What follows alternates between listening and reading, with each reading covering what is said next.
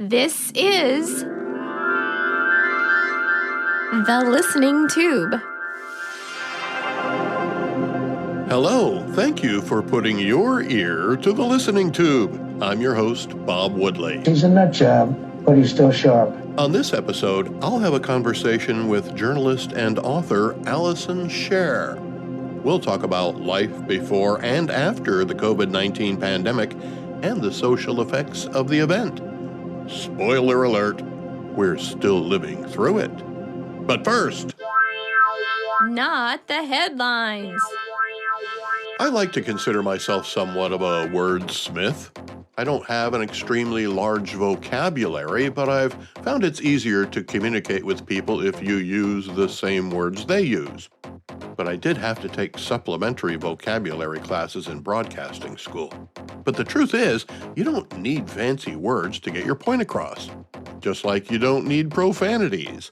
But there are occasions when fancy words and profanities can come in handy. I recently heard on the radio that one of the leading English language dictionaries just added over 600 new words to the latest volume. There's a good chance I'm not familiar with any of them. Oh, while I'm thinking about it, I just saw a video of a tornado at the Mount Kilauea volcano in Hawaii. I propose we call that a volcanado. You heard it here first. You can text The Listening Tube from the homepage if he says something stupid. The 80s new wave band Missing Persons asked the question, what are words for? The easy answer is they're a way to communicate, and they certainly are that. And they can communicate a lot of things, like fear and pain, joy and excitement. But words can also be used to exclude. When you use words other people don't use and can't define, you put up a verbal wall. Sure, you're still communicating, but what you're communicating is an invitation for someone to see themselves out of the conversation. With that in mind, an organization called Third Way published a list of words Democrat candidates should avoid, words that might alienate potential voters. They even broke the words down into separate categories. There are 45 of them. For as much as I would love to explore all 45 of them with you here right now, I have a conversation with Alison Sher to get to. But it is interesting that while the rest of the world is adding words to the dictionary, Democrats are being advised to downsize their descriptive terms.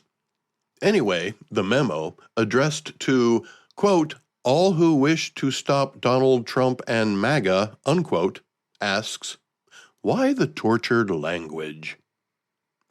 Admittedly, I've made up a couple of words on the listening tube in the past. I don't remember them specifically, but the new word filled a need and was justified. Similar to volcanado.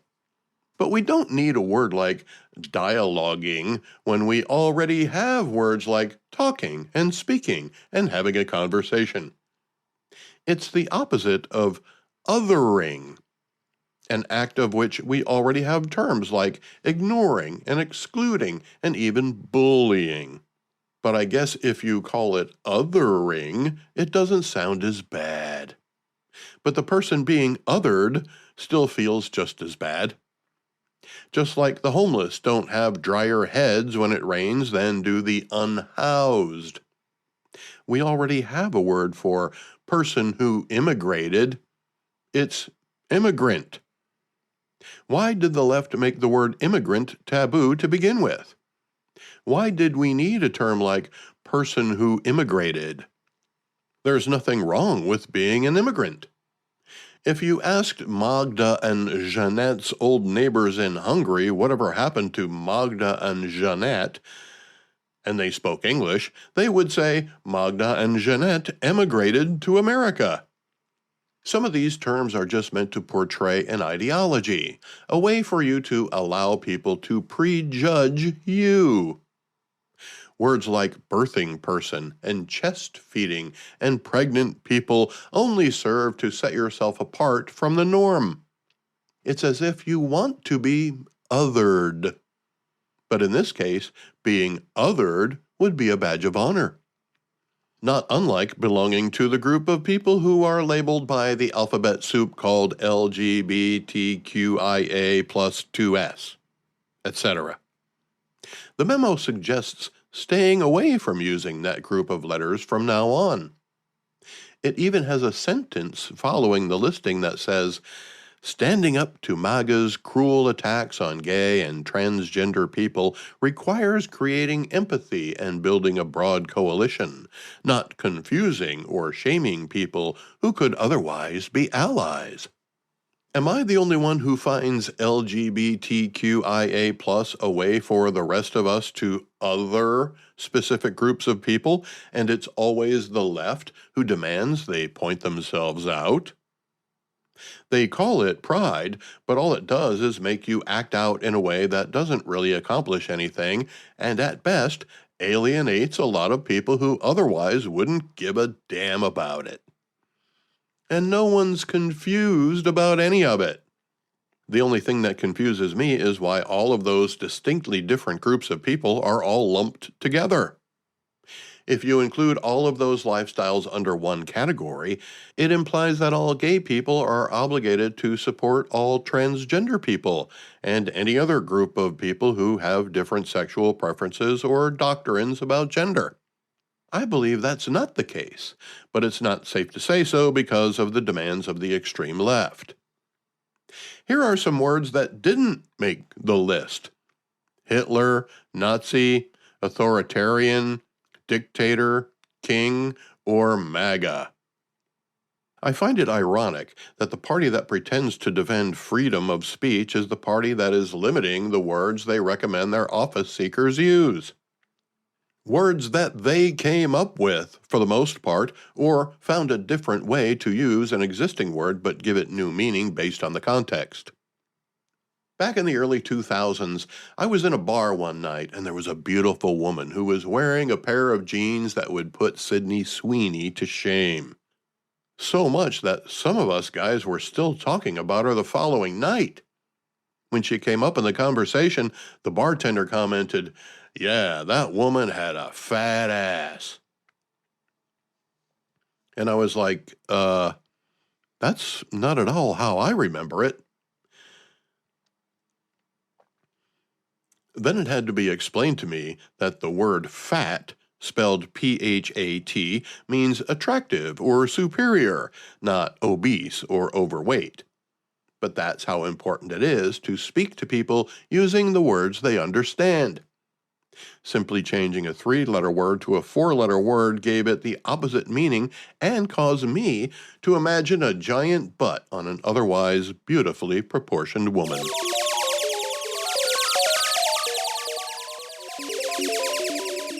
Let's go back through the listening tube for This Week in History. Sorry, booth announcer lady, we don't have time for history this week. I'm pretty sure nothing happened anyway. The Listening Tube has a new website. Follow The Listening Tube at thelisteningtube.com. The listening tube will return at the speed of sound. Send email to thelisteningtube@outlook.com. My guest this week is journalist and author Alison Sher. Alison studies the human condition and writes extensively about it. She spent some time in the Listening Tube from her home in North Carolina. One thing I noticed in your bio, it said that you have a philosopher's heart. Mm-hmm. Now, I'm a casual fan of philosophy, both ancient and modern, so I was curious as to what you meant by that. I'm always looking for deeper meanings and explanations for phenomena I experience and observe inside of the world and the human condition. And what parts of the human condition intrigue you the most?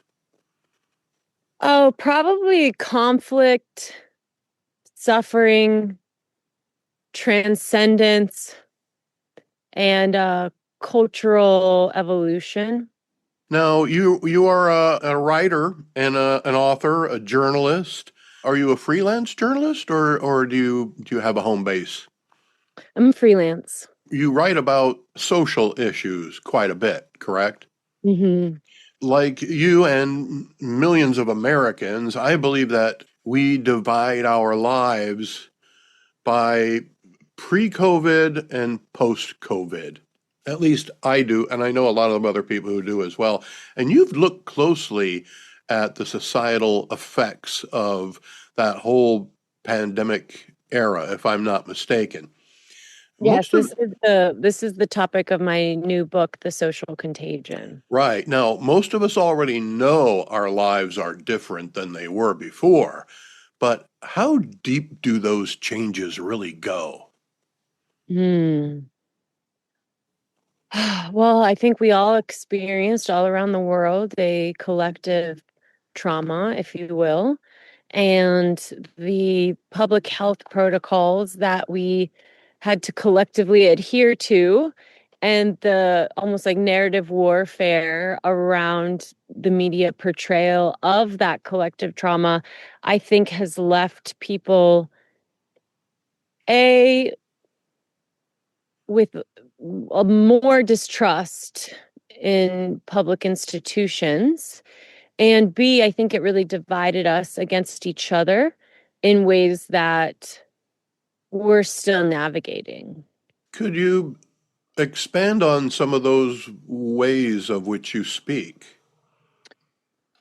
Well, I don't know how it was for you, but it felt like when we were all in quarantine and we couldn't leave our houses, a lot of us were going online to try to understand what was happening and also to get some social interaction. But the online world became almost like a war zone around people fighting to the way I see it is actually in somewhat benevolent, people trying to help the situation and people trying to convert other people towards their perceptions of the situation in order to save lives, right?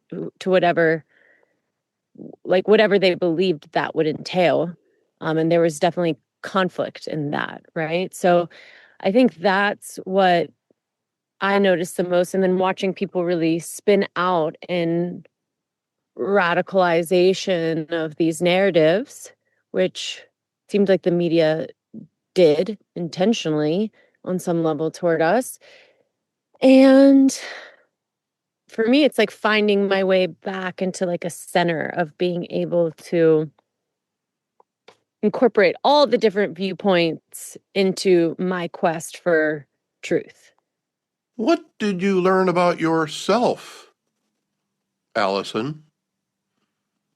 Well, I learned that I'm very susceptible to radical philosophies. I definitely have a brain that's pro. This is a big chapter of my book, just like explaining why some people veer towards conspiracy theories to explain what's happening in the world and the power systems that govern the world.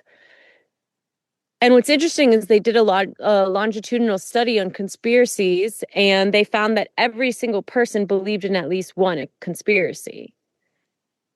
Every single person in the study, which was like of thousands of participants. So I think it's a natural human phenomena, but I did notice my own biases more around what narratives I was drawn toward, and then through the process of writing my book, learning to incorporate other narratives into that perception to achieve almost like a neutrality. I call it a divine neutrality toward it all and just understand why things went down the way they did and maybe view the world as a more friendly place. Well, I've always viewed the world as a friendly place, despite what the media tells us. Certainly, COVID made us communicate in different ways. And some would say it's fortunate that we had the technology to do so. But as a result, I think we became satisfied with having digital relationships with other human beings. And now a lot of people actually prefer it. I mean, people would rather text than talk on the telephone. I mean, even the phone is too much for some people. Did this transformation of how we communicate contribute to the political and social divisions we have now? Oh, totally. The social media has become a huge component of what I call the moral disintegration of our society, and this almost like epistemological crisis we find ourselves in, where we're in this post-truth era of civilization where none of us actually know the truth, but we go online and we read all this information searching for the truth, but we end up in these echo chambers. And then we draw, if those of us who feel like the need to exercise our First Amendment rights, we create platforms around sharing our version of the truth, and we kind of draw battle lines online. Another thing that you were mentioning that came to mind is this idea of parasocial relationships. Have you heard of those? I haven't heard the phrase, no. So it's basically like when you follow someone online and you've never met them in person, but they are so open with their content that they share online that you feel a certain intimacy with them and you feel a certain closeness with them. And that is definitely something that's a more modern phenomenon. Like we're entering this age, especially with the AI, how people talk to ChatGPT as like their therapist, and it's like their secure attachment, their constant companion. And then, robots coming in and fulfilling the role of girlfriend or boyfriend or wife or husband, whatever they will become. And yeah, we're in a new frontier of almost like digital intimacy. Certainly in the digital age, there's more of that. But I don't think it's new because, I mean, I was a disc jockey for 20 years, and people, the listeners, you've never met them, but they call you on the phone. They feel like they know you. They develop a relationship with you, whether it's real or imagined. I think that that kind of a relationship has been around a long time, but certainly the digital age has given it a lot more options, so to speak. Mhm. Yeah, I mean, we're exposed to the complete variety of like human expression every single day if we choose to be, right? So it's very interesting to see the types of things we gravitate towards, and that can be from a good place inside of us or a dark place inside of us, right? Because it's all there, the light and the dark online. Now, you mentioned in your book some of the things that we went through during the COVID pandemic, such as the Black Lives Matter movement, artificial intelligence, flag burning, rainbow crosswalks. Were those issues an effect of the pandemic, or were they going to happen anyway? Oh, I think the pandemic like was such a pressure cooker for everyone, and the media kind of stoking the flames of outrage in myriad ways that I think they were somewhat intertwined. I think those issues were always there, but this politicization of every aspect of human life, I think, was a product of the pandemic. And we can see now that it's over and we don't have these controls over us, that it's subdued quite a bit. And Trump also, is a huge player in creating that kind of response inside of people. Well, certainly politics does seem to have infiltrated itself into our everyday lives in many places where it never was before. And some people thrive on that. Others couldn't care one way or the other, but regardless of whether or not you care, it still affects your everyday life because those around you often care more now than they did before. So when I asked what you learned about yourself, you said you tried to come back to and find a middle ground. Is there a way that the rest of us could do that, or have we already drawn these lines between us, and are they going to stay where they are? You can all buy and read my book. That's the answer. Now, the book I will note is called The Social Contagion. How did you come up with that title, and what can we read into that title? So I was actually at like a dance party, and someone used the term, and this was during the pandemic era, and they were saying, these kind of radical philosophies, identity politics, like the whole gamut of what we saw, like extreme anti-vax sentiments, extreme letting, like people who really wanted to listen to everything the government told you to do, the people who really wanted to rebel against everything the government told you to do, all the kinds of expressions that we witness of people reacting and clinging on to whatever ideology synced up to their psyche at that time. She was like, it's like a social contagion. Personally, in fact, my wife and I are both considered during the pandemic critical. So we were never told to stay home. We were never required to stay home. We both continued to work every day as if we always had. And I often wondered, because of that, was the pandemic different for me than it was maybe for you? Because you said you were actually locked down, correct? Yeah. Question for you. Where were you during this time? I live in Pennsylvania, in Williamsport, Oh, Pennsylvania. yeah. There was definitely, I think I quarantined myself for like a month before I was like, I'm losing my mind and I need social interaction. And like, and then, with my community here in North Carolina, people started disobeying and just like, because we need that. Like, we really need social interaction or we go insane.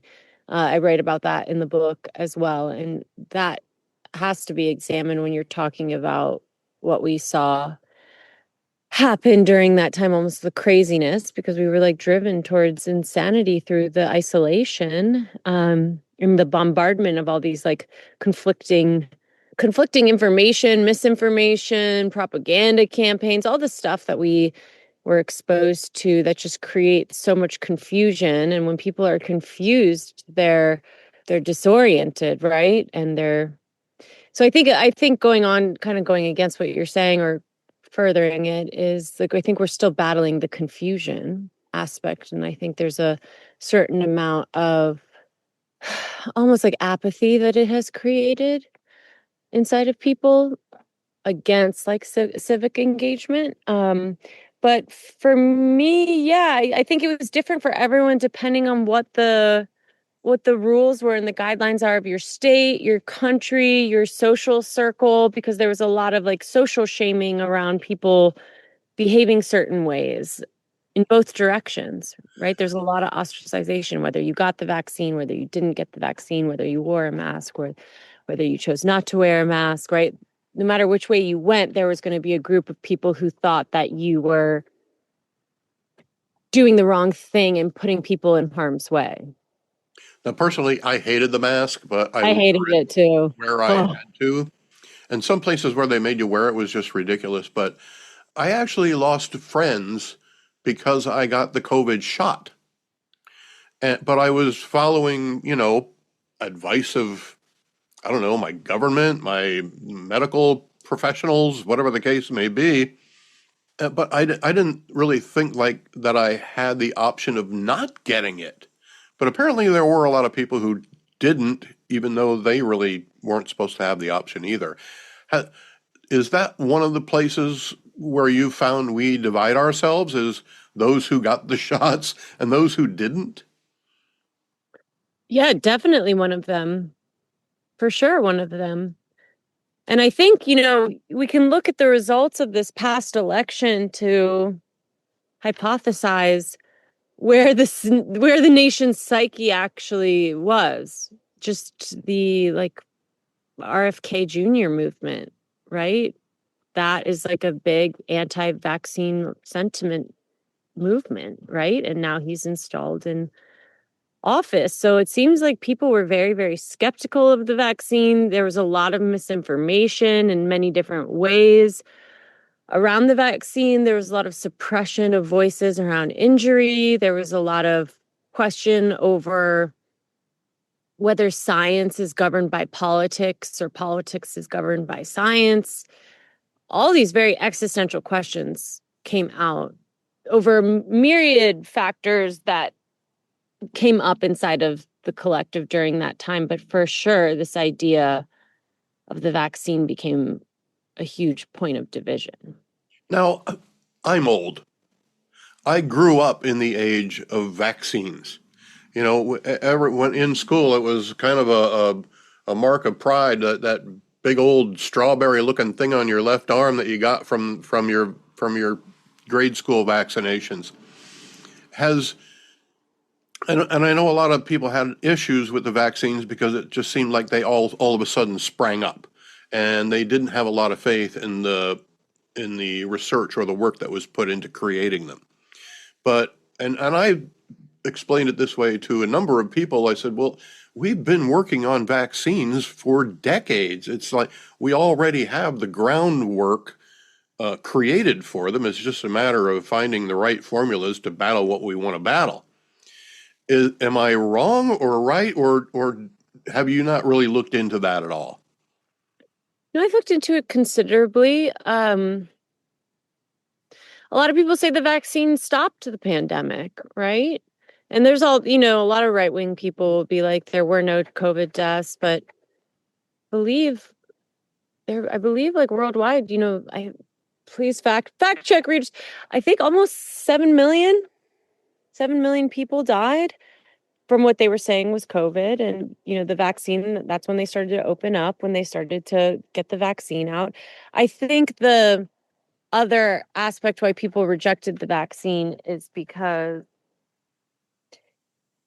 it included the mRNA technology, which people thought was like almost like a gene editing technology. And where we're seeing the future of medicine go and science is moving into this almost like transhumanist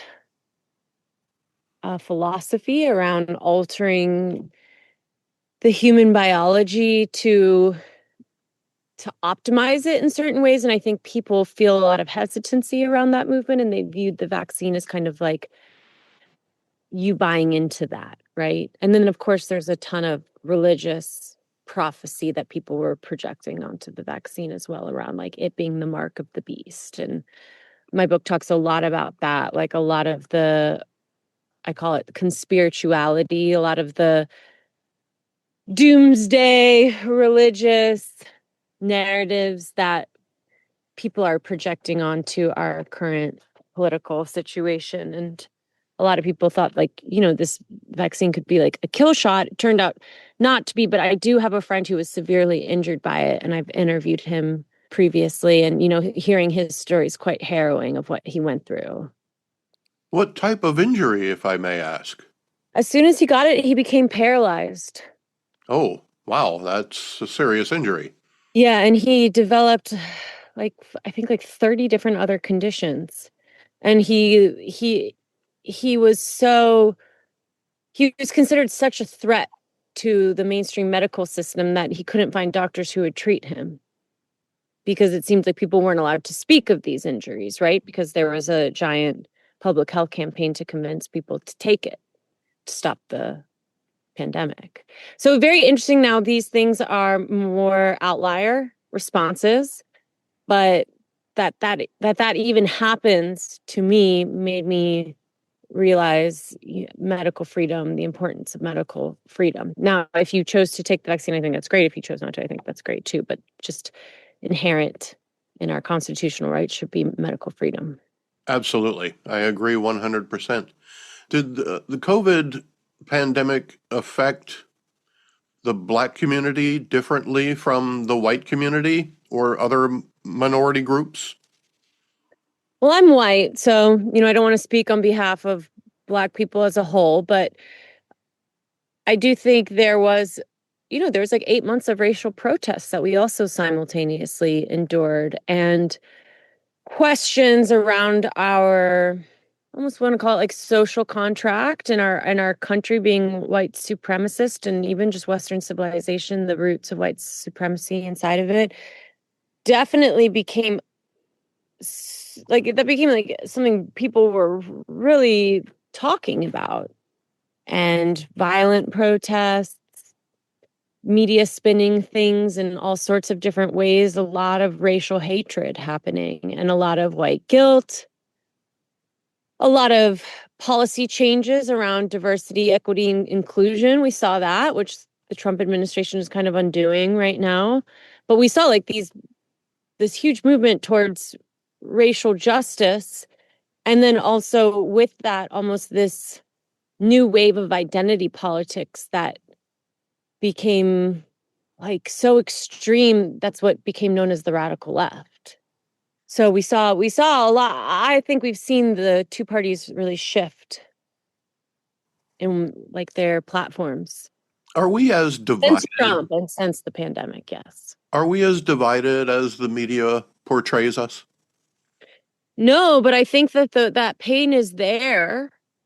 And so if it gets stoked like it was during the pandemic and you're in this pressure cooker of losing your job, not being able to go anywhere, fighting with everyone online, like all not knowing if you're going to like go outside and die because you're going to catch this virus, like and I would say I wouldn't be surprised if there was political motivation behind the timing of that, right? Because the left does rely on the black vote typically to win elections, and they really wanted Trump out of office. So it was very interesting to me that we were all like in our homes, but then like we can go to these racial protests with upwards of hundreds of thousands of people, and that's not a super spreader event, right? So I think the for anyone who is really paying attention, there was a lot of it that felt politically motivated, and it felt almost like a crime against humanity to psychologically torture us in this way.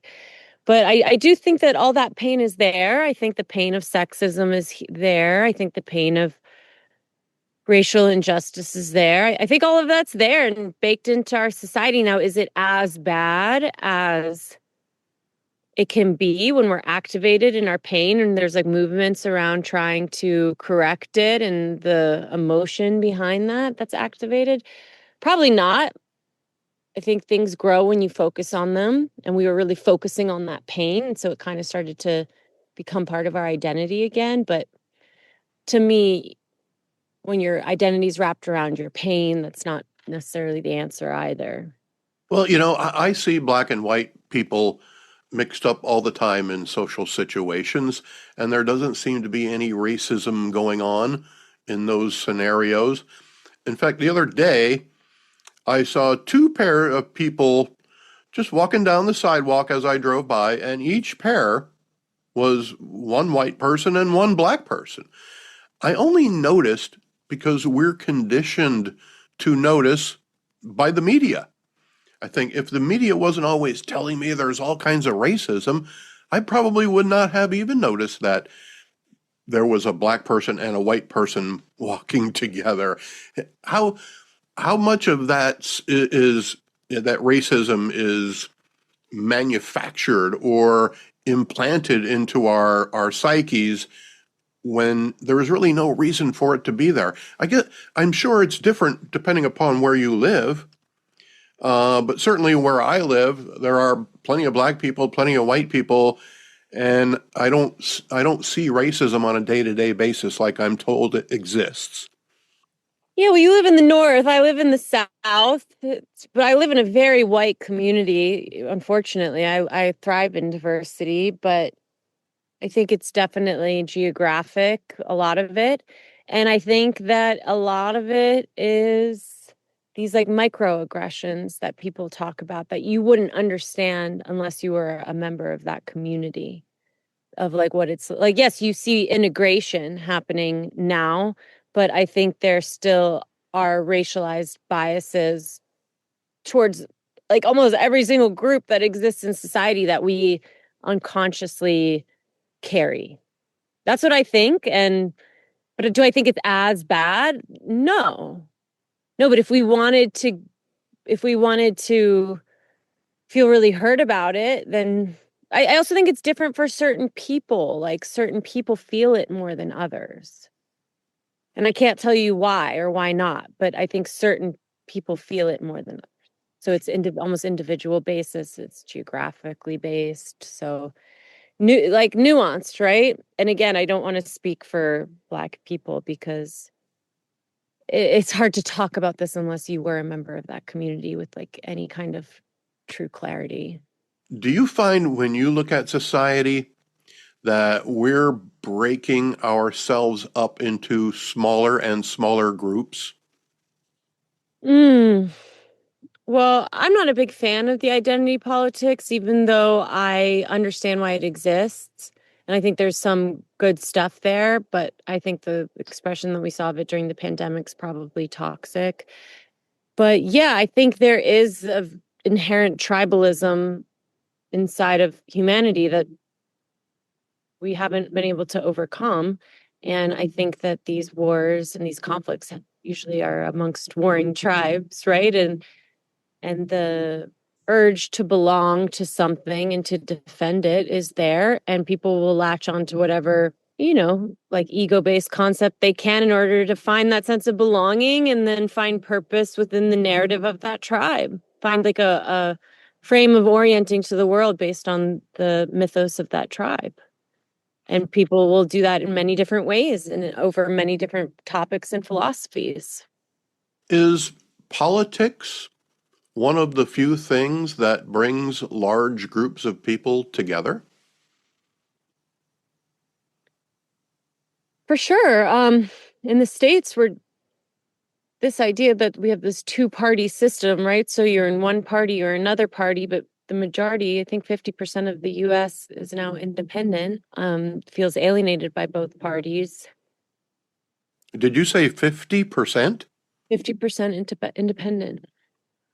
Well, now that's news to me. I'm a registered independent. I didn't know there were that many of us. Oh, yeah, I'm a registered independent as well. But I think that people recognize the necessity of working inside of the political system in order to enact legislative change and cultural change, but it just happens to be an incredibly broken and corrupt system. So, does it unite people? Sure, it unites people over causes that they feel important to them with, but my own journey through activism, it feels almost like Sisyphus rolling a boulder up a mountain. You're like, I almost got to the top, and then it rolls back down just because the corruption is so extreme that it's hard to like materialize one's own virtue inside of the system. Allison, I was wondering if you might like to tell us a little bit about your book and what someone might hope to learn or gather from reading it. I wrote my book during the pandemic while I was in my quarantine, and I was attempting to discern all the different things that were going on during that time. So you'll definitely see it's almost like a time capsule of the pandemic era and what we collectively went through. And it also looks towards radical philosophies that emerged during that time in political polarization, but from this almost like politically homeless independent center where you're skeptical of both of them and looking towards how to like look at things through a more moderate lens that we were speaking of earlier. And it also just explains how media, misinformation, propaganda, our own psychological functionings radicalize us. How AI and these new technological developments are going to impact this aspect of human nature. So I wrote it kind of as to also help people understand how we got to the current political context that we're in right now, what needs to be done perhaps moving forward. But ultimately, the book is a rallying cry for media reform more than anything else, and for people to take back their minds from the media machine. But for anyone who is a true seeker of knowledge, I always say you got to watch. Like, if you're really getting into one narrative super hard and it's starting to energize you and you're starting to be like, I get it, it all makes sense now. And it's starting to make you hate another group of people, which a lot of the media will do. Like, hate is very popular, hate sells. Then you got to go down a rabbit hole of the people who see things completely differently. Because inherently, even interpersonally, not even collectively, humans often find ourselves at that point where we're interpreting reality completely differently than the person right next to us. And that's kind of where it starts. Alison Sher's latest book is called The Social Contagion. You can learn more about Alison and her dozen books on her website, AlisonSher.com. That's AlisonSher.com. I enjoyed my conversation with Alison, and I hope you did too. Thank you to Alison for spending some time in the listening tube. The Listening Tube is written and produced by yours truly. Copyright 2025. Thank you for putting your ear to the Listening Tube. Don't forget to check out the new website at thelisteningtube.com. I'm your host, Bob Woodley, for Thou ad infinitum.